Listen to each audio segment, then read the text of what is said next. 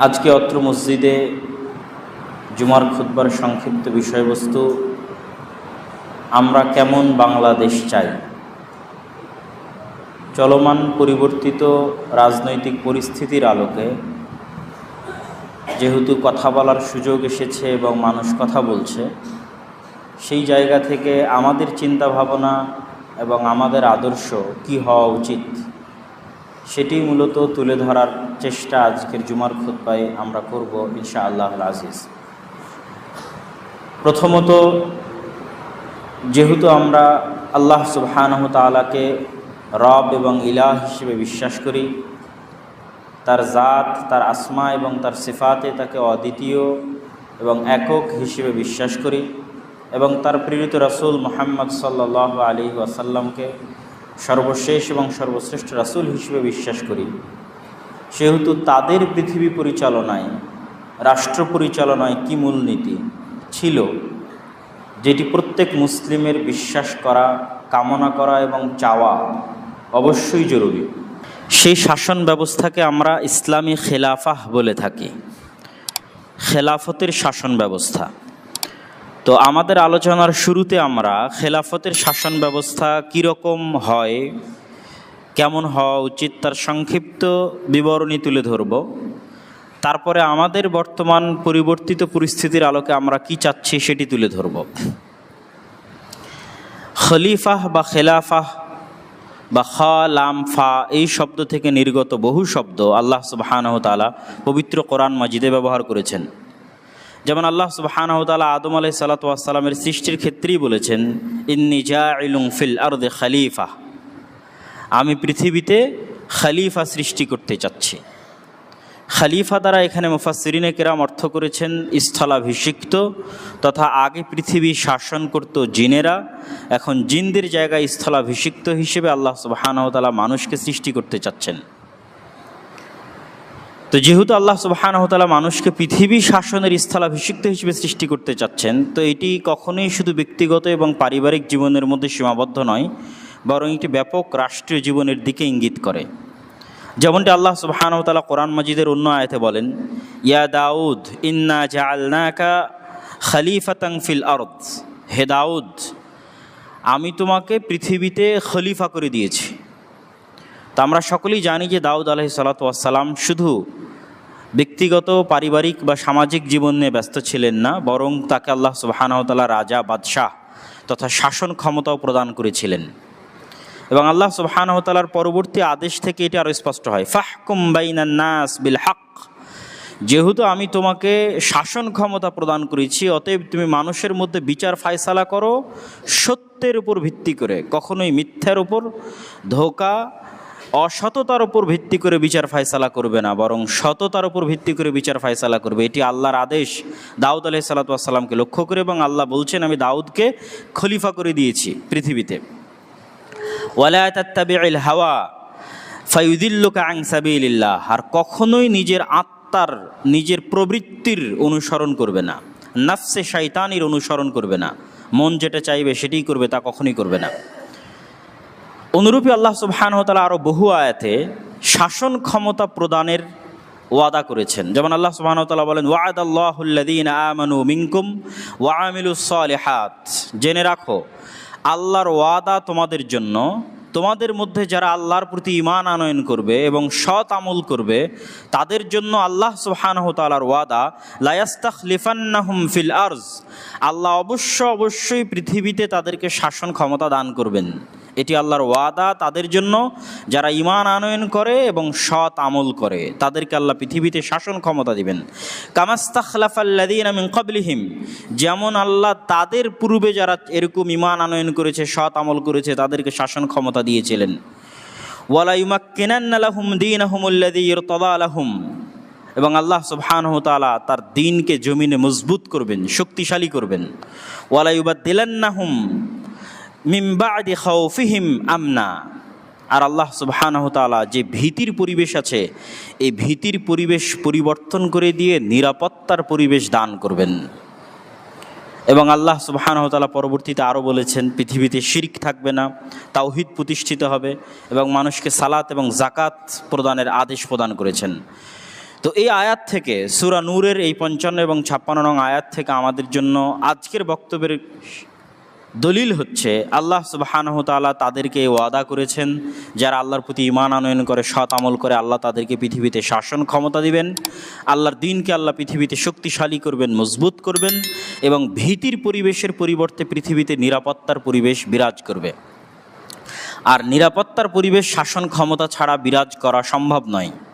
যেমনটি রাসূলুল্লাহ সাল্লাল্লাহু আলাইহি ওয়াসাল্লাম হাদিসে বলেছেন যে এমন একদিন আসবে অচিরেই যখন মানুষ মক্কা অথবা মদিনা থেকে ইয়ামানের সানআ পর্যন্ত সফর করবে, কিন্তু সে রাস্তায় আল্লাহ ব্যতীত আর কাউকে ভয় পাবে না, এত বেশি নিরাপত্তা বিরাজ করবে। এই ধরনের বহু হাদিস রাসূল সাল্লাল্লাহু আলাইহি ওয়াসাল্লাম বলেছেন, যেখানে ইসলামী খেলাফতের বিজয়ের সাথে সাথে নিরাপত্তার বিষয়টিকে সম্পৃক্ত করে দেওয়া হয়েছে। যে ইসলামী খেলাফতের বিজয় মানেই পৃথিবীতে এমন নিরাপত্তা যে একজন মানুষ একাই, একজন মহিলা নারী মানুষ একাই হাজার হাজার কিলোমিটারের পথ সফর করবে, কিন্তু সে কাউকে ভয় করবে না আল্লাহ ব্যতীত। পৃথিবীতে এতটা নিরাপত্তা বিরাজ করবে ইসলামী খেলাফতের কারণে, যা আল্লাহ সুবহানাহু ওয়া তাআলা কোরআন মাজিদে বললেন, যা রাসূল সাল্লাল্লাহু আলাইহি ওয়াসাল্লাম হাদিসে বলেছেন।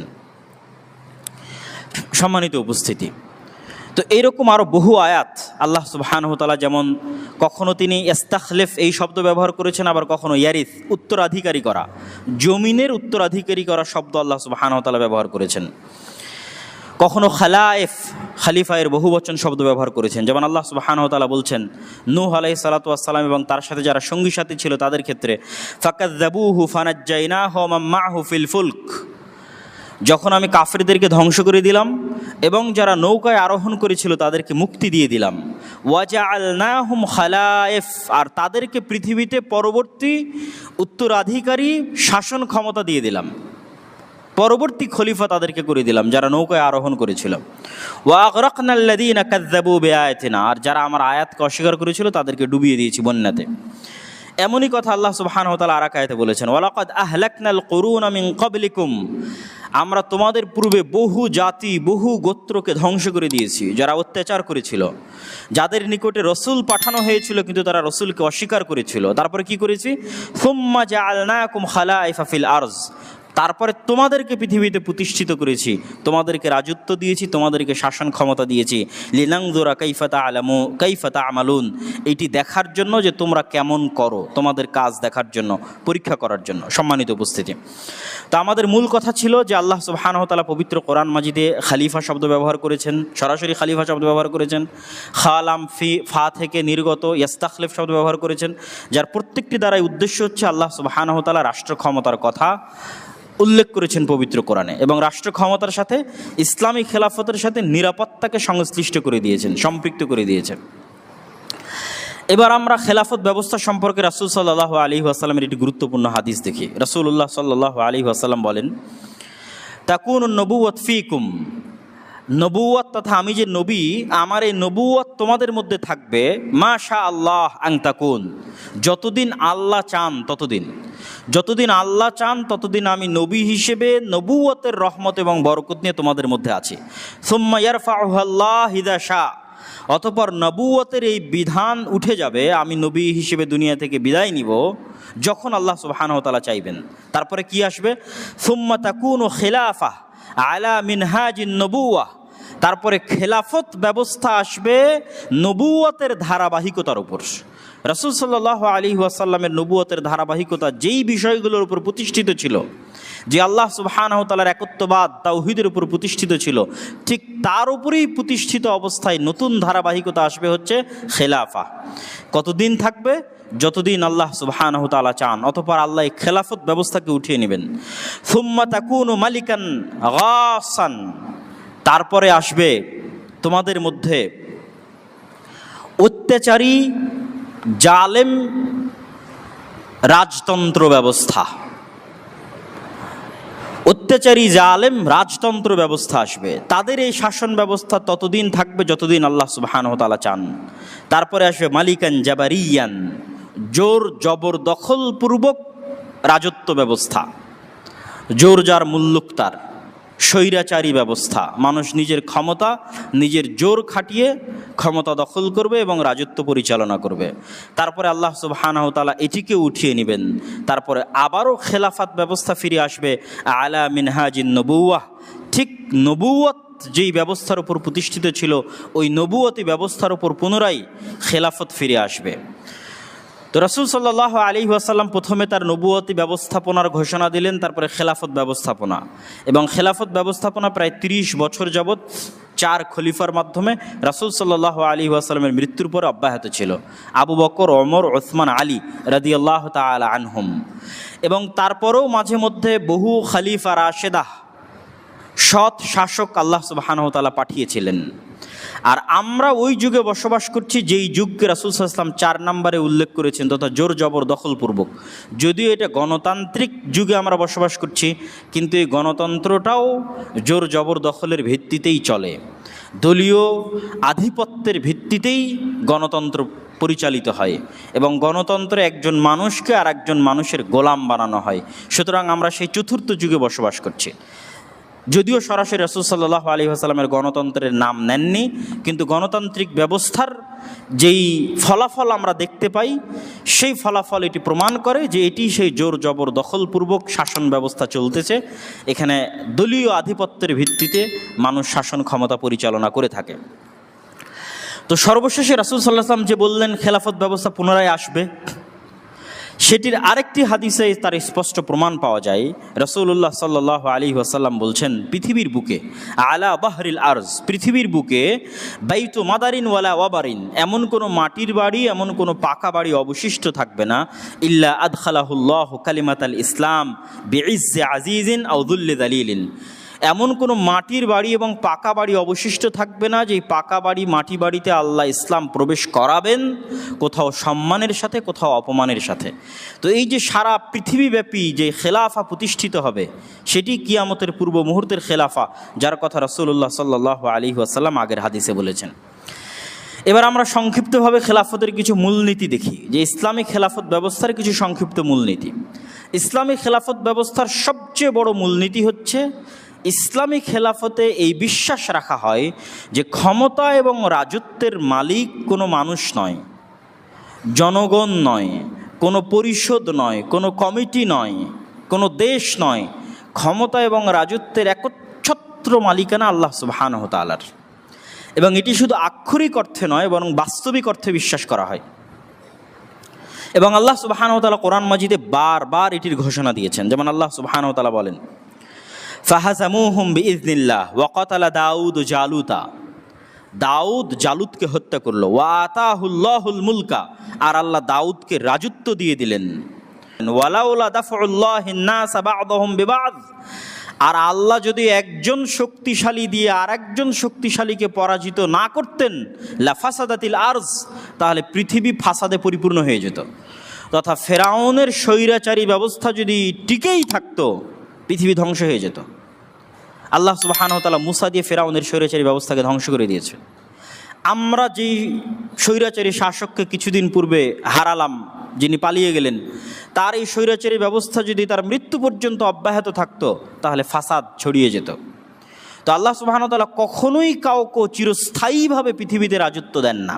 এটি আল্লাহর মূলনীতি। আল্লাহ কোরআনে বলছেন, তিনি সবসময় কি করেন, বা'দাহুম বিবা'জ, এক শক্তিশালীকে দিয়ে আর এক শক্তিশালীর উচ্ছেদ ঘটান। যেমন আজকের পৃথিবীর যদি সুপার পাওয়ার আমেরিকা হয়, তার আগের সুপার পাওয়ার যদি রাশিয়া হয়, তাহলে তারা থাকবে না। এক সময় তাদের এই সুপার পাওয়ার শেষ হয়ে যাবে, আর এক সুপার পাওয়ারকে আল্লাহ নিয়ে আসবেন। তার আগে যখন উসমানী খেলাফত ছিল, তখন তারা ছিল পৃথিবীর সুপার পাওয়ার। তো এই যে আল্লাহ সুবহানাহু ওয়া তাআলা ক্ষমতার পালাবদল ঘটান, এটি পৃথিবীতে ক্ষমতার ভারসাম্য রক্ষা করার জন্য, মানুষের মধ্যে শান্তি এবং নিরাপত্তা রক্ষা করার জন্য আল্লাহ ঘটিয়ে থাকেন। আল্লাহ সুবহানাহু ওয়া তাআলা বলছেন, কুলিল্লাহুম্মা মালিকাল মুলক তুতিল মুলকা মান তাশা, বলুন আল্লাহ সুবহানাহু ওয়া তাআলাই হচ্ছে সকল রাজত্বের মালিক। তুতিল মুলকা মান তাশা, যাকে ইচ্ছা তাকে রাজত্ব দান করেন। ওয়া তানজিউল মুলকা মিম্মান তাশা, যাকে ইচ্ছা তার কাছ থেকে রাজত্ব ছিনিয়ে নেন। একদম স্পষ্ট ভাষায় আল্লাহ সুবহানাহু ওয়া তাআলা বলছেন, পৃথিবীর সকল রাজত্বের মালিক আল্লাহ। যখন যাকে ইচ্ছা রাজত্ব বসান, যখন যাকে ইচ্ছা তার কাছ থেকে রাজত্ব ছিনিয়ে নেন। একচ্ছত্র মালিকানা আল্লাহর হাতে, মানুষের হাতে সাময়িক সময়ের জন্য পরিবর্তন হতে থাকে। ওয়া তুইজ্জু মান তাশা ওয়া তুযিল্লু মান তাশা, আল্লাহ যাকে ইচ্ছা তাকে সম্মানিত করেন, যাকে ইচ্ছা তাকে অপমানিত করেন। ইন্নাকা আলা কুল্লি শাইইন কাদির, আর হে আল্লাহ আপনি সকল কিছুর উপর ক্ষমতাবান। মুসা আলাইহিস সালাতু ওয়াস সালামও বানু ইসরাইলকে বলেছিলেন, ইস্তাঈনু বিল্লাহ ওয়াসবিরু, তোমরা আল্লাহর সাহায্য চাও, ধৈর্য ধারণ করো। ইন্নাল আরদা লিল্লাহ, এই পৃথিবী একমাত্র আল্লাহর, এই পৃথিবী একমাত্র আল্লাহর। ইউরিসুহা মান ইয়াশা, এই পৃথিবীতে আল্লাহ যাকে ইচ্ছা তাকে ক্ষমতায় বসান। আর অসংখ্য আয়াত আল্লাহ সুবহানাহু ওয়া তাআলা বলেছেন, লিল্লাহি মুলকুস সামাওয়াতি ওয়াল আরজ, আসমান জমিন এবং তার মধ্যে যা কিছু আছে সকল কিছুর উপর একচ্ছত্র আধিপত্য হচ্ছে আল্লাহ সুবহানাহু ওয়া তাআলার। সম্মানিত উপস্থিতি, তাহলে ইসলামী খেলাফত ব্যবস্থার মূল বিশ্বাস কি? যে ক্ষমতার মালিক কোনো মানুষ নয়, কোনো জনগণ নয়। ক্ষমতা মানুষের কাছে সাময়িকভাবে আসে, স্থায়ীভাবে ক্ষমতার একচ্ছত্র মালিকানা আল্লাহ সুবহানাহু ওয়া তাআলার হাতে। ইসলামী খেলাফত ব্যবস্থার দ্বিতীয় সবচেয়ে বড় মূলনীতি হচ্ছে মানুষের সমতা এবং মানুষের জান ও মালের নিরাপত্তা। মানুষের সমতা এবং মানুষের জান ও মালের নিরাপত্তা ইসলামের নিকটে, ইসলামী খেলাফত ব্যবস্থার নিকটে মানুষের জান ও মালের নিরাপত্তা এত উপরে যে সকল হালাল হারাম হয়ে যেতে পারে মানুষের জান বাঁচানোর জন্য, আর সকল হালালও হারাম হয়ে যেতে পারে, হারামও হালাল হয়ে যেতে পারে মানুষের জান বাঁচানোর জন্য। তথা ইসলামের সবচেয়ে প্রায়োরিটি হচ্ছে মানুষের জীবনের হেফাজত করতে হবে, মানুষের ধন সম্পদের হেফাজত করতে হবে, মানুষের রক্তের হেফাজত করতে হবে। তাহলে ইসলামী খেলাফত ব্যবস্থায় দুইটা জিনিস সবচেয়ে গুরুত্বপূর্ণ, একটা মানুষের সমতা, আরেকটি হচ্ছে মানুষের জীবন। যেমন মানুষ যদি মারা যায় আর ওই অবস্থায় যদি শুকুরের গোস্ত থাকে, তাহলে শুকুরের গোস্ত তার জন্য খাওয়া হালাল। কেননা জীবন বাঁচানো ইসলামে সবচেয়ে বেশি গুরুত্বপূর্ণ, সবচেয়ে দামি, সবচেয়ে প্রায়োরিটি। আর সমতার বিষয়টি আল্লাহ সুবহানাহু ওয়া তাআলা কোরআন মাজিদে স্পষ্ট করে দিয়েছেন। তিনি মানুষকে সবসময় মানুষ হিসেবে সম্বোধন করেছেন। যখন তিনি মানুষকে সম্বোধন করেছেন তখন মানুষ হিসেবে সম্বোধন করেছেন। ডোম, চামার, মেথর, মুচি, বানু ইসরাইল, ইহুদি, খ্রিস্টান, মুসলমান, যত গোত্র, যত দল, যত রং, যত বর্ণ, কে সাদা কে কালো, সকলকে আল্লাহ সুবহানাহু ওয়া তাআলা এককভাবে সম্বোধন করেছেন। ইয়া আইয়ুহান নাস, এই মানুষেরা, হে কালো আফ্রিকান মানুষেরা, হে সাদা চামড়ার ইউরোপিয়ান আমেরিকান মানুষেরা, হে বাঙালিরা, হে পাকিস্তানিরা, হে আফগানিস্তানিরা, সৌদিরা, যে যত কিছুর উপর ভিত্তি করে বিভেদ হয়ে আছে সবাই আল্লাহ সুবহানাহু ওয়া তাআলার নিকট মানুষ। কিভাবে? ইন্না খালাকনাকুম মিন যাকারি ওয়া উনসা, তোমাদের সবাইকে আমি এক পুরুষ আর এক নারী থেকে সৃষ্টি করেছি, অতএব সবাই সমান। কে কালো কে সাদা, আর কে ডোম কে চামার, কে মেথর, কে মুচি, সবাই আল্লাহর নিকটে সমান, সবাই আল্লাহর নিকটে আল্লাহর বান্দা, সবাই আল্লাহর নিকটে আদম এবং হাওয়ার সন্তান। ইন্না খালাকনাকুম মিন যাকারি ওয়া উনসা, এক পুরুষ আর এক নারী থেকে সৃষ্টি করেছি। ওয়া জাআলনাকুম শুউবান ওয়া ক্বাবাইলা লিতাআরাফু, আর তোমাদেরকে জাতি আর গোত্রের মধ্যে ভাগ করে দিয়েছি, ভাষার দৃষ্টিতে ভাগ করে দিয়েছি, জাতি গোত্র হিসেবে ভাগ করেছি যেন তোমরা পরস্পরকে চিনতে পারো। ইন্না আকরামাকুম ইনদাল্লাহি আতকাকুম, আর আল্লাহর নিকটে তোমাদের সম্মান তোমাদের রং, জাতি, গোত্র ইত্যাদির উপর ভিত্তি করে নির্ধারিত হবে না। আল্লাহর নিকটে যোগ্যতার একমাত্র মাপকাঠি তোমাদের তাকওয়া। অতএব কে কত যোগ্য, যোগ্যতা প্রদর্শন করো তাকওয়ায়। কোন ঘরে জন্মগ্রহণ হয়েছে, কোন বংশে জন্মগ্রহণ হয়েছে, এটি দিয়ে আল্লাহ সুবহানাহু ওয়া তাআলা কাউকে মাপেন না। আল্লাহর নিকটে যোগ্যতার একমাত্র মাপকাঠি হচ্ছে তাকওয়া। এবং এই আয়াত প্রমাণ করে যে পৃথিবীতেও মানুষকে যোগ্যতার ভিত্তিতে মূল্যায়ন করা উচিত। পৃথিবীতে মানুষকে তার রং, তার কালার, তার জাতি, গোত্রভেদে মূল্যায়ন না করে তাকেও তার যোগ্যতা অনুযায়ী মূল্যায়ন করা উচিত। তো যোগ্যতার অনেক ক্যাটাগরি থাকতে পারে, কিন্তু আল্লাহর নিকটে একটাই ক্যাটাগরি, সেটি তাকওয়া। আর দুনিয়াতে যোগ্যতার অনেক ক্যাটাগরি থাকতে পারে। যদি বিশ্ববিদ্যালয়ের ভিসি নির্ধারণ করার দরকার হয়, তাহলে যে সবচেয়ে যোগ্য, সবচেয়ে শিক্ষিত তাকে নির্ধারণ করতে হবে। যদি হিসাব রক্ষক নির্ধারণ করার প্রয়োজন হয়, তাহলে যে সবচেয়ে ভালো হিসাব বুঝে তাকে নির্ধারণ করতে হবে। এটা একটা যোগ্যতা। তথা যোগ্যতার মাপকাঠিতে মানুষকে নিয়োগ দিতে হবে, কোটার ভিত্তিতে নয় বা অন্য কোনো কিছুর ভিত্তিতে নয়। মানুষের সমতার বিষয়ে আল্লাহ সুবহানাহু ওয়া তাআলার এই আয়াতের পাশাপাশি রাসূল সাল্লাল্লাহু আলাইহি ওয়াসাল্লামের একটি হাদিসও আমাদের জন্য স্মরণীয়। বিদায় হজ্জের ভাষণে রাসূল সাল্লাল্লাহু আলাইহি ওয়াসাল্লাম বলেন, ইয়া আইয়ুহান নাস, হে মানব জাতি। তিনিও এখানে আল্লাহর মতো মানুষকে মানুষ হিসেবে সম্বোধন করেছেন। ইন্না রাব্বাকুম ওয়াহিদ, তোমাদের প্রতিপালক একজন। ওয়া ইন্না আবাকুম ওয়াহিদ, আর তোমাদের সবার পিতা একজন। পৃথিবীর কালো, সাদা, বৌদ্ধ, হিন্দু, মুসলমান সবার পিতা একজন। আলা আলা ফাজদালি আরাবিয়িন আলা আজামিয়িন, কোনো আরবের কোনো প্রাধান্য নেই কোনো অনারবের উপরে। ওয়ালা আলি আজামিন আলা আরাবিয়িন, আর কোনো অনারবের কোনো প্রাধান্য নেই কোনো আরবের উপরে। ওয়ালা আলি আহমার আলা আসওয়াদ, আর কোনো লাল কালারের ব্যক্তির কোনো প্রাধান্য নেই কালো বর্ণের কোনো ব্যক্তির উপর, আর কোনো কালো বর্ণের কোনো প্রাধান্য নেই কোনো লাল বর্ণের উপর, ইল্লা বিত তাকওয়া, তবে মান মর্যাদা নির্ধারিত হবে তাকওয়া পরহেজগারিতার উপর ভিত্তি করে। সম্মানিত উপস্থিতি, তো রাসূল সাল্লাল্লাহু আলাইহি ওয়াসাল্লামের এই হাদিসও আল্লাহ সুবহানাহু ওয়া তাআলার ওই আয়াতের মতো, যে আয়াতটি আমরা বললাম সেটির মতো স্পষ্ট করে দিল যে ইসলামী খেলাফতে বা ইসলামী ব্যবস্থায় সকল মানুষ এক আদমের সন্তান হিসেবে, এক আল্লাহর বান্দা হিসেবে সমান। তাদের মধ্যে জাত পাত গোত্র বর্ণ কোনো কিছুর ভিত্তিতে কোনো রকম পার্থক্য করা যাবে না। তাহলে আমরা ইসলামী খেলাফত ব্যবস্থার দ্বিতীয় স্পষ্ট মূলনীতি কি দেখলাম? মানুষের মধ্যে সমতা এবং রক্তের সর্বোচ্চ মূল্য, মানুষের জান ও মালের সর্বোচ্চ হেফাজত। 3 নাম্বার, ইসলামী খেলাফত ব্যবস্থায় তৃতীয় সবচেয়ে গুরুত্বপূর্ণ বিষয় হচ্ছে ন্যায়পরায়ণতা। এই 3টে জিনিসের উপরে ইসলামী খেলাফত ব্যবস্থা টিকে থাকে। 1, ক্ষমতার একচ্ছত্র মালিকানা আল্লাহ সুবহানাহু ওয়া তাআলা। 2, মানুষের সমতা, মানুষের জান ও মালের নিরাপত্তা। আর 3 হচ্ছে ন্যায়পরায়ণতা। এই ন্যায়পরায়ণতা আমরা মুসলমানেরা এবং আমরা আলেম ওলামারা মানুষকে বুঝাতে ব্যর্থ। আমরা মানুষকে বুঝিয়েছি ইসলাম মানে শুধু সালাত, সিয়াম, হজ, জাকাত। তখন মানুষ কি করছে? মানুষ যখন এতটুকুই বুঝে নিয়েছে যে ইসলাম মানে সালাত, সিয়াম, হজ, জাকাত, তখন প্রশ্ন ফাঁস করে যে টাকা ইনকাম করছে, সে বলছে আমি প্রশ্নে ফাঁসের টাকা আল্লাহর রাস্তায় দান করি। নাউজুবিল্লাহি মিন যালিক। আর একজন দুর্নীতি করে মানুষের সম্পদ দখল করে হজ করতে গিয়ে মনে করতেছে আমি সকল গুনাহ ক্ষমা করে নিয়েছি। কেন? আমরা মানুষকে ন্যায়পরায়ণতা বুঝাতে পারিনি। আমরা মানুষকে বুঝিয়েছি ইসলাম মানে শুধু সালাত, সিয়াম, হজ, জাকাত। এই জন্য বাংলাদেশের যত ওসি, ডিসি, এসপি, মন্ত্রী, মিনিস্টার, সচিব, যে যেখানে দায়িত্ব পালন করছে, এদের 100তে 100 জন কোনো না কোনো ধর্মীয় প্রতিষ্ঠানের সাথে সম্পৃক্ত আছে। হয় জালসার প্রধান অতিথি, বিশেষ অতিথি, নয় মসজিদ মাদ্রাসার কমিটি। আর অন্তত 60 থেকে 70% মানুষ হজ এবং উমরা সম্পূর্ণ করেছে। আর অন্তত 30 থেকে 40% মানুষ সালাত আদায় করে।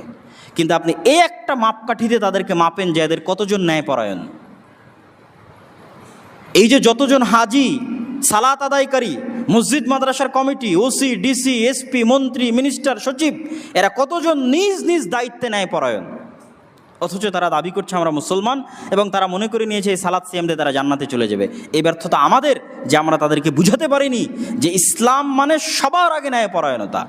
ইসলামের সর্বোচ্চ স্থান হচ্ছে ন্যায়পরায়ণতার। আল্লাহ সুবহানাহু ওয়া তাআলা নিজে ন্যায়পরায়ণ এবং সত্যবাদী, নবী রাসূল পাঠিয়েছেন ন্যায়পরায়ণ এবং সত্যবাদী। এই দুটো বিষয়ের উপর ভিত্তি করে ইসলাম টিকে আছে, সত্য আর ন্যায়পরায়ণতা। ইসলামের প্রত্যেকটা বিধান সত্য এবং ন্যায়। যেমন চুরি করলে হাত কাটতে হবে, এটি সত্য এবং ন্যায়, এটা অন্যায় নয়। আল্লাহ সুবহানাহু ওয়া তাআলা নিজের উপর যেই বিষয়কে সবচেয়ে কঠোরভাবে হারাম করেছেন সেটা হচ্ছে জুলম, অত্যাচার। ইন্নী হারামতু যুলমা আলাইয়া। আর তিনি নিজেকে ন্যায়পরায়ণ হিসেবে ঘোষণা করেছেন। এই জন্য পৃথিবীতে যত মানুষ ন্যায় পাবে না, তাদের ন্যায় দেওয়ার দায়িত্ব আল্লাহর কিয়ামতের মাঠে। যদি তিনি ওই সমস্ত মানুষকে কিয়ামতের মাঠে ন্যায় না দিতে পারেন, তাহলে তিনি রব হিসেবে মিথ্যুক, নাউজুবিল্লাহ। কিন্তু তিনি তা হবেন না, এটাই তার ওয়াদা। তাহলে তার সবচেয়ে বড় বৈশিষ্ট্য হচ্ছে তিনি ন্যায়পরায়ণ। তিনি তার সাথে সম্পৃক্ত সকল গুনাহ ক্ষমা করে দিবেন। কিন্তু এক মানুষ আর এক মানুষের উপর জুলুম করবে, এটা যতক্ষণ ওই মানুষ ক্ষমা না করবে ততক্ষণ আল্লাহ ক্ষমা করবেন না, কেননা তিনি ন্যায়পরায়ণ। কিন্তু আমাদের কাছে ন্যায়পরায়ণতাই সবচেয়ে অবহেলিত। মসজিদ বলেন, মাদ্রাসা বলেন, ইসলামী দল বলেন, সংগঠন বলেন, সব জায়গাতে সালাত, সিয়াম, হজ, জাকাত আছে, ন্যায়পরায়ণতা নাই। ইসলামী দলের আমির তাকেই, ওই কর্মীকে বেশি মূল্যায়ন করে যে চামচামি করে, যার যোগ্যতা আছে তাকে মূল্যায়ন করে না। যত ইসলামী দল সংগঠন আছে, যত মসজিদ মাদ্রাসা আছে, সব জায়গাতে সালাত, সিয়াম, হজ, জাকাত আছে, ন্যায়পরায়ণতা নাই। তাহলে ইসলামী রাষ্ট্র ব্যবস্থার তৃতীয় মৌলিক ভিত্তি হচ্ছে ন্যায়পরায়ণতা। আজকে যদি বাংলাদেশের সকল মানুষ নামাজি হয়ে যায় আর সকল নারী পর্দাশীলা হয়ে যায়, তাহলে কি বাংলাদেশ ইসলামী রাষ্ট্র? জি না। বাংলাদেশ তখন ইসলামী রাষ্ট্র যখন এখানে একজনের প্রতি অন্যায় করা হবে না, তখন ইসলামী রাষ্ট্র। কেউ কারো সম্পদ অন্যায়ভাবে ভক্ষণ করতে পারবে না, কেউ কারো প্রতি অন্যায়ভাবে প্রহার করতে পারবে না, কেউ কারো ন্যায্য অধিকার অন্যায়ভাবে ছিনিয়ে নিতে পারবে না, তখন ইসলামী রাষ্ট্র। তখন যদি নামাজ নাও পড়ে তাহলে সেটা আল্লাহ সুবহানাহু ওয়া তাআলা ক্ষমা করে দিবেন, কিন্তু রাষ্ট্র ইসলামী। তখন যদি কেউ পর্দা নাও করে তো আল্লাহ সুবহানাহু ওয়া তাআলা ক্ষমা করে দিতে পারেন, কিন্তু রাষ্ট্র ইসলামী। তাহলে আমাদের মাথা থেকে এই চিন্তা বের করে দিতে হবে যে আমরা যেটাকে মনে করছি এটাই ইসলাম, জি না। ইসলামের মূল ভিত্তি ন্যায়পরায়ণতা। তাহলে একটা ইসলামী দল কখন ইসলামী দল? যখন তার মধ্যে ন্যায়পরায়ণতা আছে। খালি ইসলামের নামে বড় বড় লেকচার দিলে ইসলামী দল? জি না। একটা মাদ্রাসা কখন ইসলামী মাদ্রাসা? শুধু কোরআন হাদিস পড়াচ্ছে? জি না। ওর মধ্যে ন্যায়পরায়ণতা আছে প্রতিষ্ঠানের মধ্যে, তখন এটা ইসলামী মাদ্রাসা। তাহলে আল্লাহ সুবহানাহু ওয়া তাআলা কোরআন মাজিদে কি বলছেন? ইন্নাল্লাহা ইয়া'মুরুকুম আন তুআদ্দুল আমানাতি ইলা আহলিহা। হে দুনিয়ার মানুষ, আল্লাহ তোমাদেরকে আদেশ দিচ্ছে তোমরা আমানত যে যতটুকু পাওয়ার হকদার তাকে ততটুকু পৌঁছে দাও। এটাই ন্যায়পরায়ণতার ভিত্তি। ওয়াইদা হাকামতুম বাইনান নাস আন তাহকুমু বিল আদল। আর যখন তোমরা মানুষের মধ্যে বিচার ফায়সালা করবে তখন ন্যায়পরায়ণতার সাথে করো। ইয়া আইয়ুহাল্লাযীনা আমানু কুনু কাওয়ামিনা লিল্লাহি শুহাদা বিল কিসত। হে ঈমানদারগণ, তোমরা সাক্ষী হও ন্যায়পরায়ণতার ভিত্তিতে। ওয়ালা ইয়াজরিমান্নাকুম শানআনু কওমিন আলা আল্লা তা'দিলু। কোনো মানুষের প্রতি ব্যক্তিগত বিদ্বেষ, কোনো জাতি, কোনো দল, কোনো গোত্রের প্রতি তোমার ব্যক্তিগত বিদ্বেষ তোমাকে যেন ন্যায়পরায়ণতা থেকে দূরে সরিয়ে না দেয়। ই'দিলু হুয়া আকরাবু লিত-তাকওয়া। ন্যায়পরায়ণতা প্রতিষ্ঠা করো, ন্যায়পরায়ণতাই হচ্ছে তাকওয়ার সবচেয়ে নিকটবর্তী। আল্লাহ সুবহানাহু ওয়া তাআলা আরো বলেন, ওয়াইন হাকামতা ফাহকুম বাইনাহুম বিল কিসত। হে মুহাম্মদ সাল্লাল্লাহু আলাইহি ওয়াসাল্লাম, যখন মানুষের মধ্যে বিচার ফায়সালা করবেন ন্যায়পরায়ণতার সাথে করবেন। ইন্নাল্লাহা ইউহিব্বুল মুকসিতিন। আল্লাহ ন্যায়পরায়ণতাকারীদেরকে ভালোবাসেন। ইয়া আইয়ুহাল্লাযীনা আমানু কুনু কাওয়ামিনা বিল কিসতি শুহাদা লিল্লাহি ওয়ালাউ আলা আনফুসিকুম। হে ঈমানদারগণ, তোমরা ন্যায়পরায়ণতার ভিত্তিতে সাক্ষী দাও, যদিও সেটি তোমার নিজের বিরুদ্ধে হয়, যদিও তোমার আত্মীয় স্বজনের বিরুদ্ধে হয়, বাপ মায়ের বিরুদ্ধে হয়, কিন্তু ন্যায়পরায়ণ থাকো। রাসূলুল্লাহ সাল্লাল্লাহু আলাইহি ওয়াসাল্লাম এই জন্য হাদিসের মধ্যে বলেছেন, সাবআতু ইউদিল্লুহুমুল্লাহু ইয়াওমা লা দিল্লা ইল্লা দিল্লুহ। 7 শ্রেণীর মানুষকে আল্লাহ বিশেষ ছায়া দিবেন কিয়ামতের মাঠে। তো 1 নম্বরে তাহাজ্জুদ গুজারকেও বলা নাই, 1 নম্বরে নফল সিয়াম পালনকারীকেও বলা নাই, 1 নম্বরে বলা আছে ইমামুন আদিল, ন্যায়পরায়ণ দায়িত্বশীল। ওসি ন্যায়পরায়ণ, ডিসি ন্যায়পরায়ণ, মন্ত্রী ন্যায়পরায়ণ, প্রিন্সিপাল ন্যায়পরায়ণ, পরিচালক ন্যায়পরায়ণ, আমির ন্যায়পরায়ণ। ন্যায়পরায়ণ দায়িত্বশীলকে আল্লাহ সবার আগে সম্মান দেবেন, কারণ আল্লাহ সুবহানাহু ওয়া তাআলা নিজে ন্যায়পরায়ণ, তিনি ন্যায়পরায়ণতাকে ভালোবাসেন। তাহলে এটি হলো ইসলামী শাসন ব্যবস্থার তৃতীয় সবচেয়ে গুরুত্বপূর্ণ জিনিস। আমরা এবার চলে আসি ইসলামী খেলাফতের নির্বাচন ব্যবস্থা কিভাবে হয়। ইসলামী খেলাফতের নির্বাচন ব্যবস্থা আহলুল হাল্লি ওয়াল আকদ তথা যারা দেশের জ্ঞানীগুণী ব্যক্তি, তাদের একটা টিম থাকবে, কমিটি থাকবে, তারা সবসময় সর্বোচ্চ যোগ্য ব্যক্তিকে নেতা হিসেবে ঘোষণা করবে।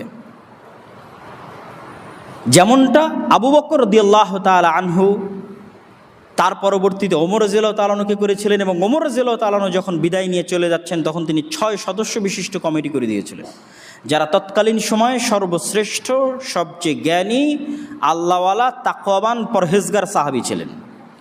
তাদেরকে বলেছিলেন, তোমরা তোমাদের মধ্যে পরামর্শ করে যাকে ভালো মনে করবে তাকে নেতা নির্ধারণ করবা। তারা পরবর্তীতে ওসমান রাদিয়াল্লাহু তাআলা আনহুকে নেতা নির্ধারণ করেন, তার পরবর্তীতে তারা আলী রাদিয়াল্লাহু তাআলা আনহুকে নেতা নির্ধারণ করেন। এবং এই ব্যবস্থাটি ইসলামী ফোকাহাদের দৃষ্টিতে সবচেয়ে গ্রহণযোগ্য ব্যবস্থা।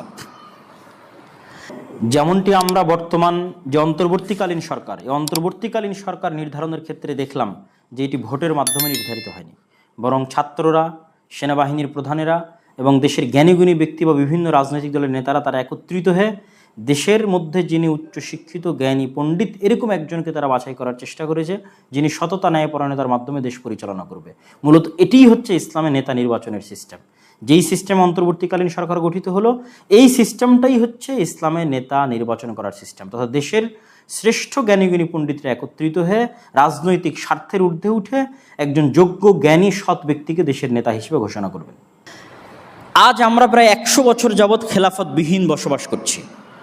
তাহলে এই 100 বছর যাবৎ খেলাফতবিহীন বসবাস করছি কোন সিস্টেমের মধ্যে? গণতান্ত্রিক সিস্টেমের মধ্যে। গণতন্ত্র দিয়ে কি ইসলামী খেলাফা প্রতিষ্ঠা হওয়া সম্ভব? সম্ভব নয়। প্রমাণ গত 100 বছর। গত 100 বছরে পৃথিবীর বহু দেশে বহু দল গণতন্ত্র দিয়ে ইসলাম প্রতিষ্ঠা করার চেষ্টা করেছে, সাকসেসফুল হয়নি। এটা সম্ভব নয়। কিভাবে সম্ভব? গণতান্ত্রিক ব্যবস্থার পরিপূর্ণ ধ্বংসের উপর ভিত্তি করে, অথবা আর যে কোনো ব্যবস্থা, সেটি গণতন্ত্র হোক, সমাজতন্ত্র হোক, আর যে কোনো ব্যবস্থা পৃথিবীতে শাসন কাজ চালাচ্ছে, ওই ব্যবস্থার পরিপূর্ণ ধ্বংসের উপর ভিত্তি করে ইসলামী খেলাফতের পরিপূর্ণ উত্থান হবে। কোনো একটা সিস্টেমকে পরিপূর্ণ ধ্বংস না করে আরেকটা সিস্টেম পরিপূর্ণ বাস্তবায়ন করা অসম্ভব, যার প্রমাণ গত 100 বছর। গণতন্ত্রকে টিকিয়ে রেখে পরিপূর্ণ ইসলামী খেলাফা অসম্ভব, আকাশ কুসুম কল্পনার সামনে। গণতন্ত্রকে পরিপূর্ণ ধ্বংস হতে হবে, সেখান থেকে ইসলামী খেলাফার উত্থান ঘটবে। এবং পৃথিবীর বহু জায়গায় ঘটেছে। আমরা যদি শাসন ব্যবস্থার দিক থেকে তুলনা করি, আকিদা বা মাযহাবের দিক থেকে না, আফগানিস্তানের কথা যদি আমরা তুলনা করি, যে সেটি খেলাফা যেহেতু পুরো পৃথিবীব্যাপী হয়, এই জন্য তারা সেটিকে খেলাফা নাম দেয়নি, তারা নাম দিয়েছে ইমারা।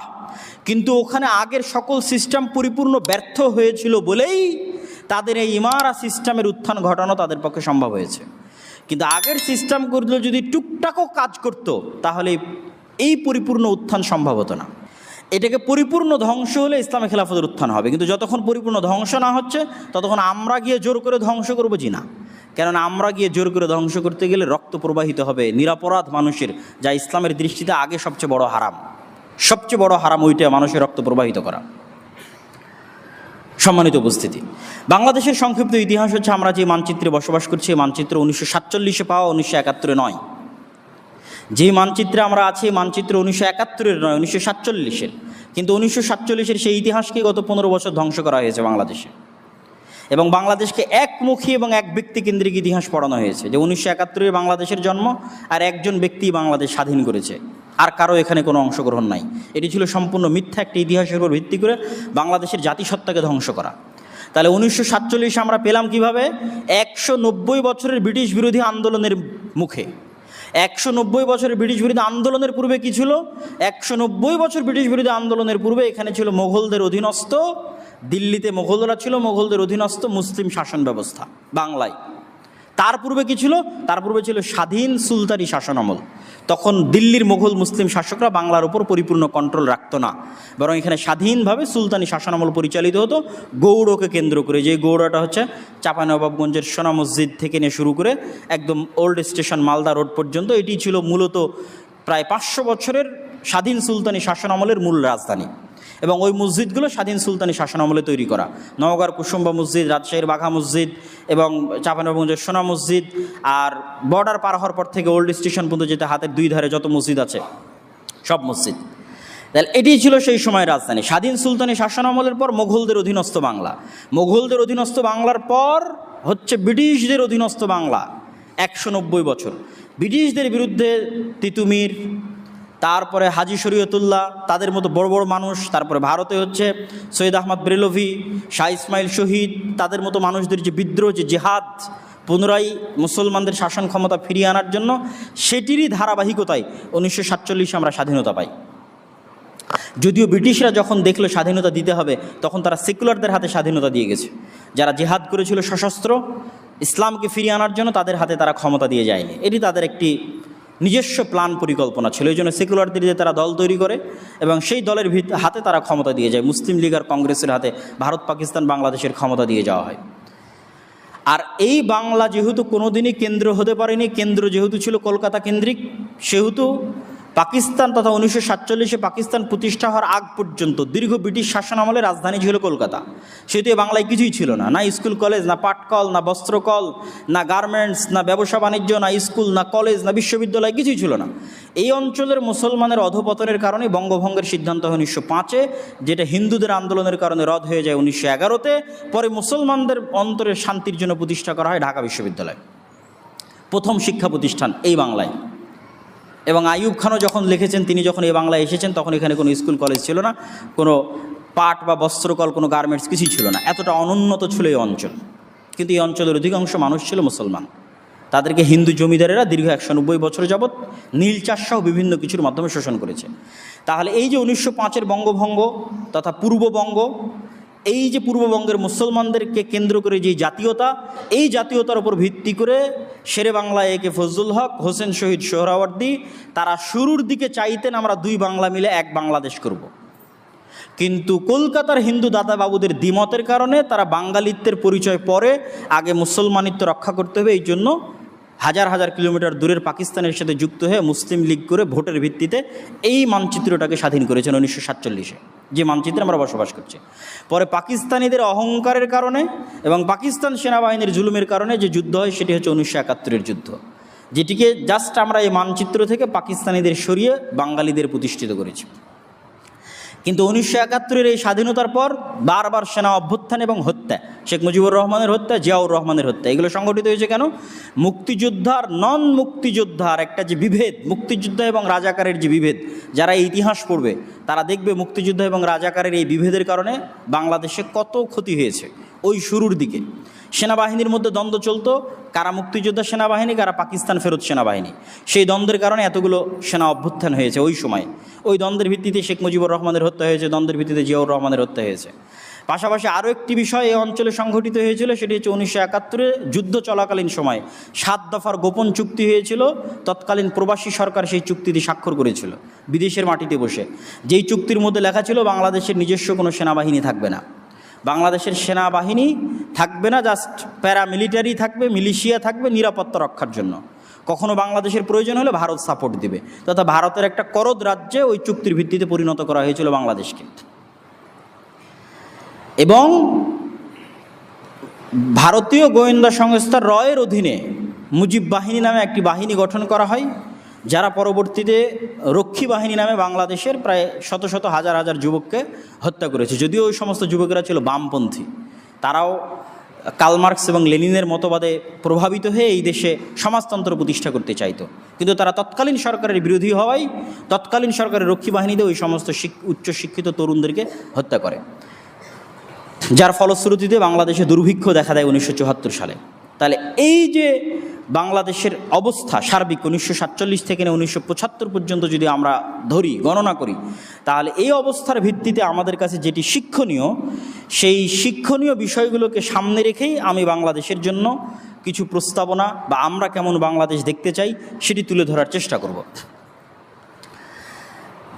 বাংলাদেশের জন্য এই প্রস্তাবনার আমরা এইভাবে উল্লেখ করতে পারি, বাক্যটা এইভাবে লিখতে পারি যে যতদিন এই ডেমোক্রেটিক সিস্টেম পরিপূর্ণ ব্যর্থ না হচ্ছে ততদিন এই ব্যবস্থাটাকে কতটা শারঈ বান্ধব এবং কতটা জনবান্ধব করা যায়, শারঈ বান্ধব, শরীয়ত বান্ধব এবং জনবান্ধব করা যায় তার জন্য চেষ্টা করা।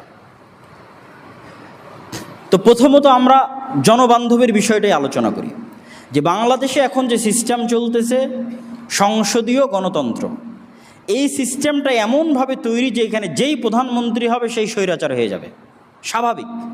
এই দেশে কোনো প্রদেশ নাই, কোনো প্রাদেশিক সিস্টেম নাই, এককেন্দ্রিক ক্ষমতা। এই এককেন্দ্রিক ক্ষমতা হওয়ার কারণে যেই প্রধানমন্ত্রী হবে সে অটোমেটিক স্বৈরাচার হয়ে যাবে। তাহলে এই ব্যবস্থার পরিবর্তন করে ক্ষমতার ভারসাম্য নিয়ে আসা দরকার।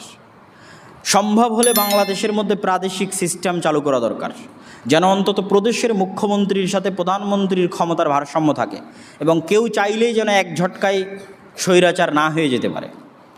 দ্বিতীয়ত প্রেসিডেন্সিয়াল সিস্টেম এই সমস্ত দেশের জন্য, ভারত, পাকিস্তান, বাংলাদেশের মতো যে সমস্ত দেশে প্রতিষ্ঠান অনেক দুর্বল, প্রতিষ্ঠান মানে পুলিশ বাহিনী দুর্বল, আর্মি দুর্বল, বিচার বিভাগ দুর্বল, এগুলোকে বলা হয় প্রতিষ্ঠান।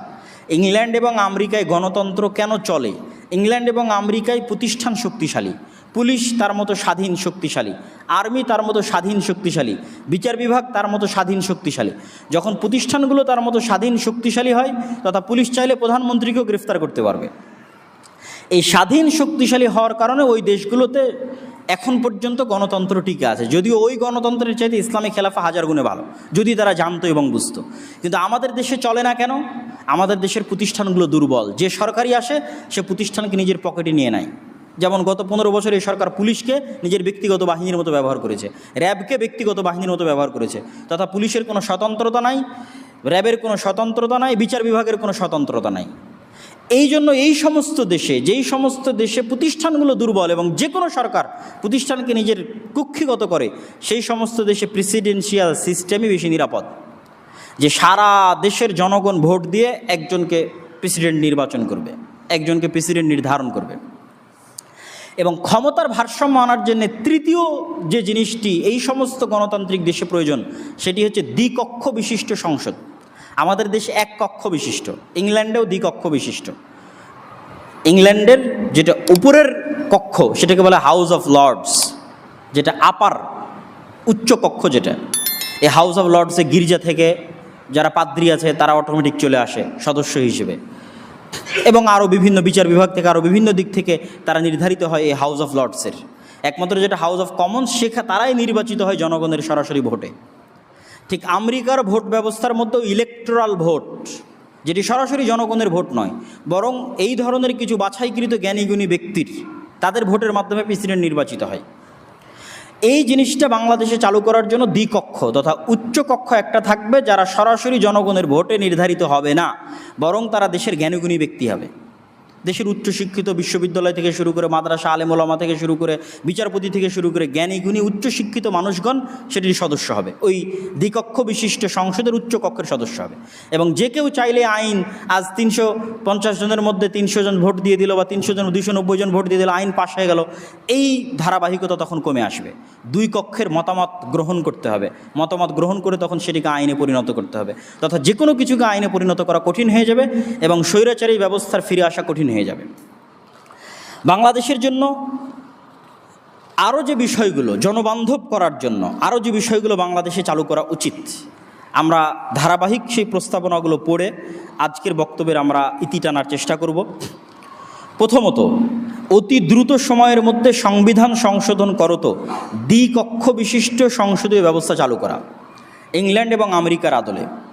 দ্বিতীয়ত, প্রেসিডেন্ট পদ্ধতির নির্বাচন ব্যবস্থা চালু করা, এই সংসদীয় প্রধানমন্ত্রী ব্যবস্থা বিলোপ করা। সংসদের উচ্চকক্ষে দেশের শীর্ষস্থানীয় জ্ঞানী গুণী ব্যক্তিগণ স্থান পাবেন, তারাই নির্ধারণ করবেন কারা প্রেসিডেন্ট প্রার্থী হওয়ার যোগ্য। একজন চাইলেও আর প্রেসিডেন্ট প্রার্থী হয়ে গেল, একজন চাইলেও আর প্রধানমন্ত্রী প্রার্থী হয়ে গেল জি না, দেশের জ্ঞানীগুণী ব্যক্তিরাই নির্ধারণ করবেন যে অমুক ব্যক্তি প্রেসিডেন্ট হওয়ার যোগ্য, অনুমোদন দিবেন যে হ্যাঁ সে প্রেসিডেন্ট হওয়ার যোগ্য হতে পারে, তা এদের মধ্যে থেকে মানুষ যাকে চায় তাকে বাছাই করে নিতে পারে। 4, সংবিধানে শরীয়ত বিরোধী কোনো আইন প্রণয়ন করা যাবে না মর্মে একটি ধারা রাখতে হবে। আমরা বলিনি যে সংবিধান সরাসরি শারঈ হতে হবে, কেননা বললেও এটা বাস্তবায়ন হবে না। একটা ডেমোক্রেটিক গণতান্ত্রিক সিস্টেমের মধ্যে দিয়ে ইসলামিক খেলাফা আসে না, যেটা আমি আগে ক্লিয়ার করেছি। কিন্তু ন্যূনতম এতটুকু দাবি আলেম ওলামা, ইসলামী দল, ইসলামী সংগঠনগুলো সরকারের কাছে করতে পারে যে আপনার সংবিধানে অন্তর্ভুক্ত থাকতে হবে যেন ইসলামের সাথে সাংঘর্ষিক কোনো বিধান না প্রণয়ন হয়। এটা আমি একটু খুলে বলি। যেমন চুরি করলে ইসলামের বিধান হচ্ছে হাত কাটতে হবে, তাহলে পরিপূর্ণ ইসলামী খেলাফা আসলে হাত কাটা হবে। আর যখন একটা ডেমোক্রেটিক সিস্টেম আছে, গণতান্ত্রিক ব্যবস্থাপনা আছে, তখন চুরি করলে তার হয়তো 1-2 বছরের জেল হতে পারে। কিন্তু ওই ব্যবস্থা চুরিকে সম্পূর্ণ হালাল বলেনি। যদি এই ব্যবস্থা চুরিকে সম্পূর্ণ হালাল বলতো তাহলে এটা ইসলামের সরাসরি সাংঘর্ষিক হয়ে যেত। কিন্তু এটা পরিপূর্ণ ইসলামী ব্যবস্থাপনা নয়, কেন চুরি করলে হাত কাটা হচ্ছে না, অন্য আরেকটা বিধান আরোপ করা হচ্ছে। কিন্তু অন্তত চুরি তো অপরাধ, তাহলে এটা ইসলামের সাথে সাংঘর্ষিক নয়। তাহলে ন্যূনতম এই জিনিসটা নিশ্চিত করতে হবে যে সরাসরি ইসলামের সাথে সাংঘর্ষিক যেন কোনো কিছু না আসে।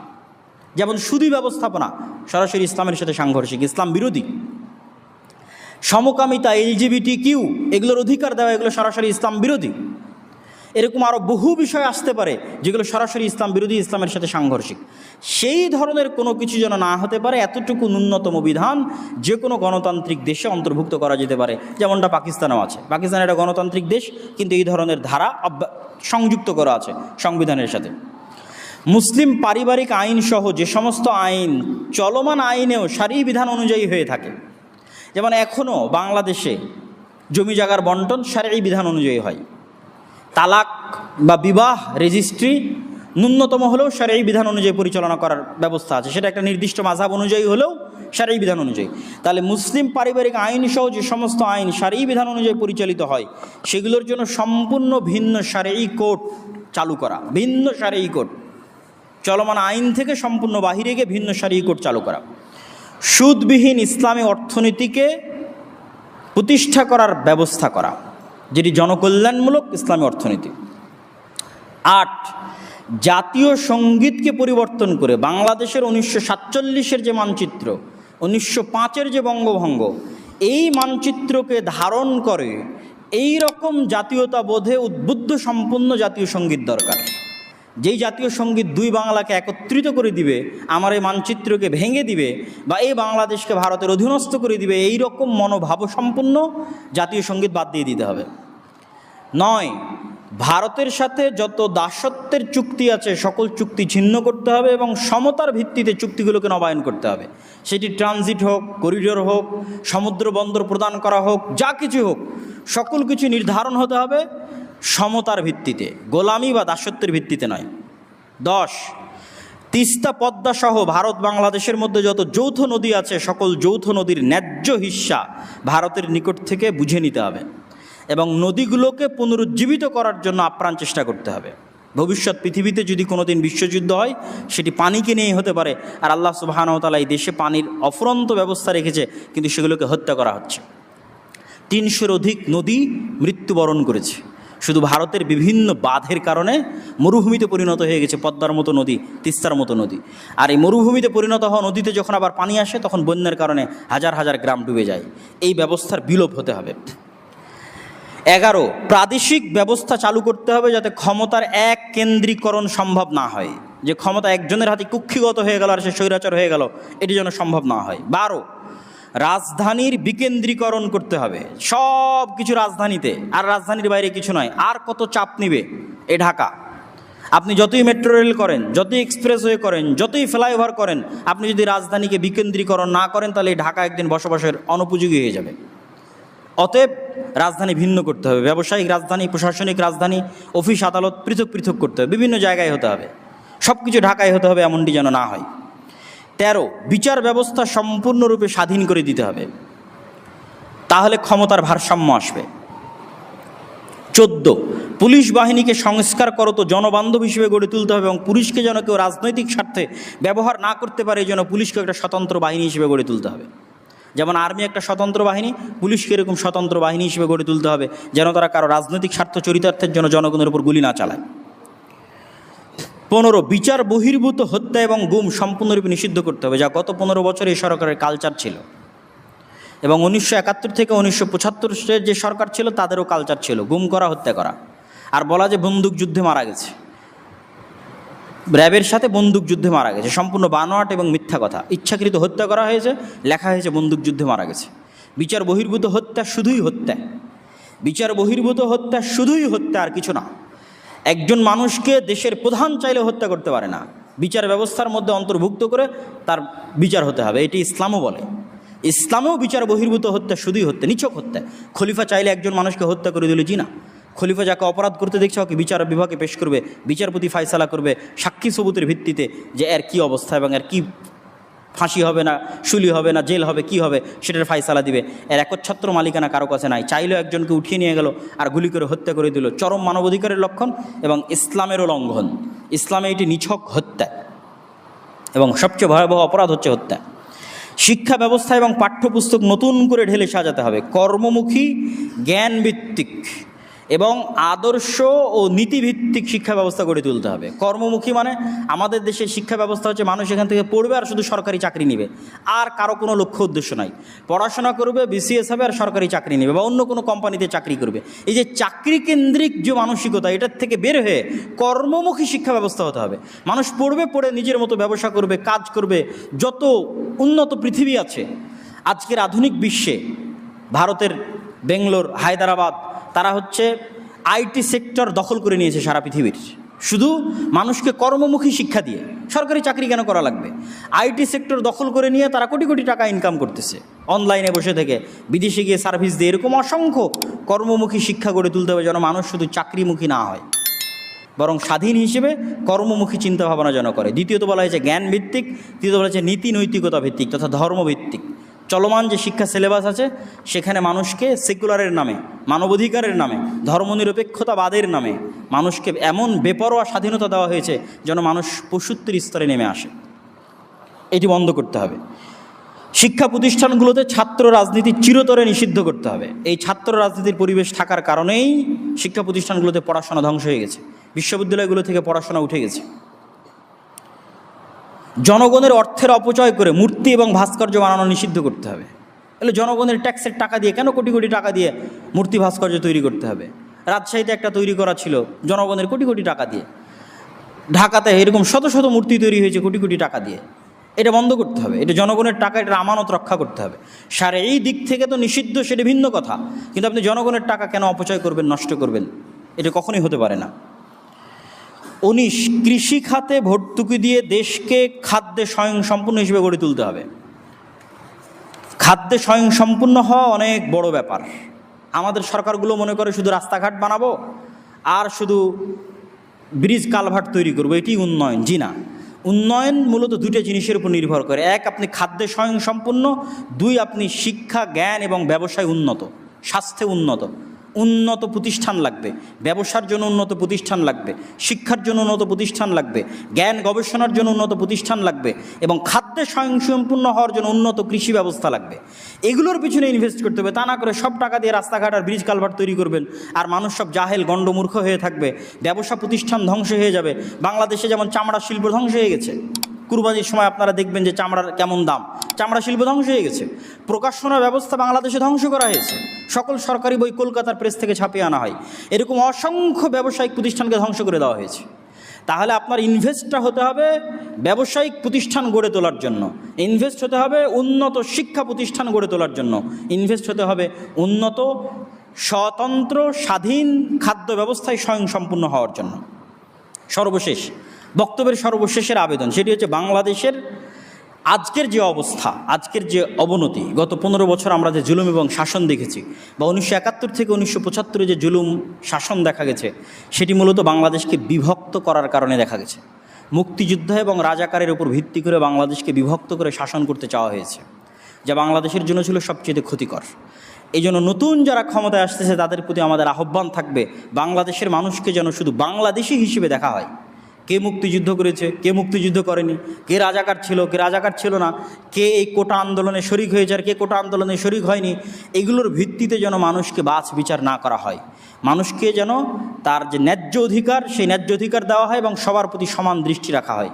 এবং কারো যদি কোনো দলীয় পরিচয় থেকে থাকে তাহলে সেটিকে ক্ষমা সুন্দর দৃষ্টিতে যেন দেখা হয়। কেউ যদি রাজাকার হয়ে থাকে তাকে ক্ষমা করে দিতে হবে, কেউ যদি আওয়ামী লীগ হয়ে থাকে তাকে ক্ষমা করে দিতে হবে। হ্যাঁ, নির্দিষ্ট কোনো অপরাধ করলে তার বিচার হতে পারে, যে সে হত্যার সাথে জড়িত, গুমের সাথে জড়িত, তার বিচার হবে।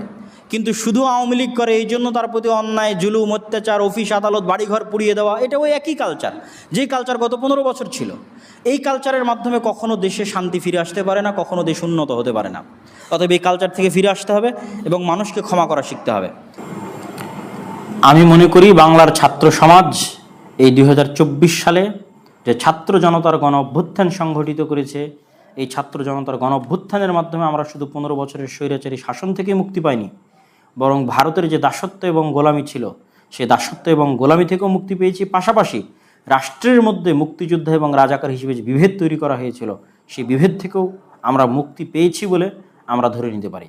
এই জন্য আমি এই ছাত্র জনতার আন্দোলনে অংশগ্রহণকারী সকলকে সাধুবাদ জানাতে চাই। আর বিধর্মীদের উপাসনালয় ধ্বংস করা নিয়ে যে অপপ্রচার চলতেছে, আমরা বিশ্বাস করি এটি সম্পূর্ণ অপপ্রচার। দেশের কোথাও সেভাবে কোনো বিধর্মীদের প্রতি কখনো কোনো আক্রমণও হয়নি, মন্দিরও ধ্বংস করা হয়নি। তারপর রাসূল সাল্লাল্লাহু আলাইহি ওয়াসাল্লামের একটা হাদিস বলে রাখি, মান কাতালা মুআহাদান, যে ব্যক্তি কোনো জিম্মি, যাদের দায়িত্ব কোনো মুসলিম সরকার নিয়েছে, মুসলিম রাষ্ট্রপ্রধান নিয়েছে, এরকম কোনো ব্যক্তিকে যদি কেউ হত্যা করে তাহলে সে জান্নাতের গন্ধও পাবে না। মুসলমানেরা জিম্মায় সবাই সমান, রাসূল সাল্লাল্লাহু আলাইহি ওয়াসাল্লামের হাদিস, যে জিম্মা গ্রহণের দিক থেকে মুসলমানেরা সবাই সমান। তথা মুসলিম দেশের রাষ্ট্রপ্রধান যদি বলে আমি একে নিরাপত্তা দিলাম, ওটা মানাও সকল মুসলমানের উপর ফরজ। আর একজন মুসলমান রিক্সা চালক যদি বলে যে আমি একে নিরাপত্তা দিলাম, তাহলে ওটা মানাও সকলের জন্য ফরজ। এটা রাসূল সাল্লাল্লাহু আলাইহি ওয়াসাল্লাম মক্কা যখন বিজয় করেন তখন তিনি বলেছিলেন যে যে কেউ মুসলমান সে যদি কাউকে আশ্রয় দেয় তাহলে সেটা আমার আশ্রয়। মুসলমানেরা তাদের জিম্মায় সবাই সমান। তাহলে একটা মুসলমানের ন্যূনতম সদস্য যদি জিম্মায় সমান হয়, তাহলে একটা রাষ্ট্র যখন কাউকে নিরাপত্তা দিচ্ছে আর আপনি আর এক মুসলমান হিসেবে তাকে হত্যা করছেন, এটি কখনো ইসলাম সম্মত হতে পারে না। সম্মানিত উপস্থিতি, তো বক্তব্যের শেষে আমি আরেকটু বিষয় আরেকবার একটু স্পষ্ট করি, সেটি যে সেকুলার বা ধর্মনিরপেক্ষতাবাদ, এটির যে দর্শন, তারা বলে যে আমরা ধর্মকে শুধু মসজিদের মধ্যে, মন্দিরের মধ্যে, গির্জার মধ্যে সীমাবদ্ধ রাখতে হবে, ধর্ম যেন রাষ্ট্রে না আসে। এটি অত্যন্ত ভয়ঙ্কর এবং ইসলাম বিরোধী একটি বিশ্বাস। আমরা শুরুতে যে ইসলামী খেলাফতের ব্যবস্থা আলোচনা করেছি, ইসলাম হচ্ছে সর্বব্যাপী, সর্বগ্রাসী। মানুষের ব্যক্তিগত জীবন, পারিবারিক, সামাজিক, রাষ্ট্রীয় জীবন সকল কিছু ইসলামের অন্তর্ভুক্ত। ইসলাম নিজেই একটা ভয়ঙ্কর বিশ্বায়ন। জন্মগত মুসলিম কাউকে হতে হবে না, যে কেউ ইসলাম গ্রহণ করলে সে মুসলিম হয়ে যাবে। জন্মগত ব্রাহ্মণ হওয়ার মতো, জন্মগত ইহুদি হওয়ার মতো বিষয় না এটি। এই জন্য সারা পৃথিবী একাই গ্রাস করতে পারে ইসলাম। এবং ইসলামের যে ন্যায় নীতি, ন্যায়পরায়ণতা আছে এবং মানুষের যে সমতা আছে, এটি সেকুলারিজমের চেয়ে হাজার গুণে উত্তম। তাহলে সেকুলারিজমের এই সহজ পাঠ, সহজ বুলি কেন আমাদেরকে আওড়ানো হয়? এই জন্য আমাদেরকে আওড়ানো হয় যে সেকুলারিজমের নামে, মানবাধিকারের নামে মানুষকে এত বেশি স্বাধীনতা দেওয়া যে মানুষ শয়তান এবং পশুর স্তরে চলে যায়। মানুষ বলবে যে আমি জেনা করতে চাই, তাহলে এটাও তার অধিকার। মানুষ বলবে যে আমি সমকামী হতে চাই, এটাও তার অধিকার। এই পর্যায়ে যেন মানুষকে নামিয়ে আনা যায়, এই জন্য সেকুলারিজমের এই মিষ্টি বুলি আওড়ানো হয়। সম্মানিত উপস্থিতি, তারা মানুষকে শয়তানের দাস বানাতে চায়। তা আমরা আমাদের এই বক্তব্যের শেষাংশে এসে যদি সারমর্ম করি, সেটি হচ্ছে যে ইসলামিক খেলাফত ব্যবস্থা চায় মানুষের দাসত্ব থেকে বের হয়ে সবাই সমানভাবে আল্লাহর দাসত্বের অধীনস্থ হোক। একজন খলিফাও আল্লাহ সুবহানাহু ওয়া তাআলার দাস, আর খলিফার অধীনস্থ যে মামুর, সেও আল্লাহ সুবহানাহু ওয়া তাআলার দাস। এবং সকলের সমান ভিত্তিতে তার সমাধিকার নিশ্চিত করুক এবং সমান ভিত্তিতে, ন্যায়পরায়ণতার ভিত্তিতে, জান ও মালের হেফাজতের মাধ্যমে একটি শান্তিপূর্ণ শাসন ব্যবস্থা গড়ে উঠুক। এটি হচ্ছে ইসলামী খেলাফতের মূল ভিত্তি। এর বাইরে আর যে কোনো থিওরি আসুক না কেন, সেই থিওরি অকার্যকর এবং সেই থিওরি পরিপূর্ণ শান্তি, পরিপূর্ণ নিরাপত্তা প্রদানে ব্যর্থ। কিন্তু ওই থিওরি আসার জন্য এই সমস্ত থিওরিকে পরিপূর্ণ ব্যর্থ হতে হবে। আর এই সমস্ত থিওরি যতদিন পরিপূর্ণ ব্যর্থ না হচ্ছে, ততদিন সেটিকে কতটা জনবান্ধব এবং কতটা শরীয়ত বান্ধব করা যায়, তার জন্য আমাদের জায়গা থেকে চেষ্টা করতে হবে, আমাদের জায়গা থেকে দাওয়াত দিতে হবে। প্রভাবক শক্তি হিসেবে দেশের রাজনীতিতে, প্রভাবক শক্তি হিসেবে আমাদের সক্রিয় অংশগ্রহণ অব্যাহত রাখতে হবে। যেন যে কেউ চাইলেই দেশে ইসলাম বিরোধী কোনো আইন প্রণয়ন করে দিল, যে কেউ চাইলেই দেশে অন্যায় কিছু করলো, সেটি যেন সম্ভব না হয়। এই জন্য মুসলমানদেরকেও এই যে চলমান প্রক্রিয়া আছে, এই প্রক্রিয়াতে সক্রিয় অংশগ্রহণ থাকতে হবে প্রভাবক শক্তি হিসেবে, যেন একটি শারঈ বান্ধব এবং একটি জনবান্ধব রাষ্ট্র গড়ে তুলতে আমরা পারি। যার জন্য আমি প্রায় 20 বা 21টি প্রস্তাবনা আজকের আলোচনায় তুলে ধরেছি। আল্লাহ সুবহানাহু ওয়া তাআলা আমাদেরকে এই তৌফিক দান করুক যেন পৃথিবীতে পুনরায় ইসলামী খেলাফা ব্যবস্থা ফিরে আসে এবং মানুষ সাম্যতার ভিত্তিতে শান্তি এবং নিরাপত্তার সাথে বসবাস করতে পারে। আল্লাহুম্মা আমিন। আর যতদিন সেই ব্যবস্থা ফিরে না এসেছে, ততদিন আল্লাহ সুবহানাহু ওয়া তাআলা আমাদের যেন সৎ, ন্যায়পরায়ণ শাসক দান করে। বাংলাদেশকে যেন পৃথিবীর অন্য কোনো দেশের গোলাম, দাস, অধীনস্থ দেশ হিসেবে পরিণত না করে স্বাধীন এবং সার্বভৌম দেশ হিসেবে বাংলাদেশের মানুষদের বসবাস করার, শান্তি এবং নিরাপত্তায় এবং একটি উন্নত রাষ্ট্র হিসেবে সামনের দিকে এগিয়ে যাওয়ার তৌফিক দান করে। আল্লাহুম্মা আমিন।